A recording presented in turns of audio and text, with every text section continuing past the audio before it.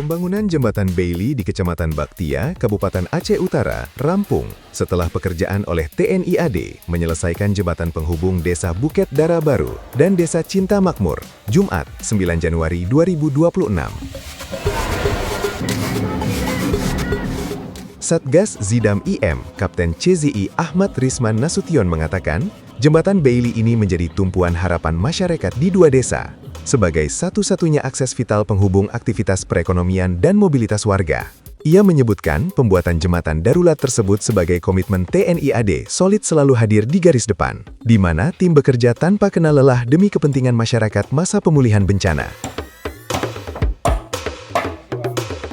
Pengerjaan berjalan sesuai standar keamanan dan spesifikasi teknis tanggap darurat. Selain pekerjaan pembangunan jembatan Bailey ini melibatkan personel gabungan dari sejumlah satuan TNI Angkatan Darat, yakni Zidam IM, Yonzipur 16 Perdia, Koramil 13 Perbaktia, dan dibantu warga. Progres pengerjaan jembatan mencapai 100% dan sudah dapat digunakan masyarakat.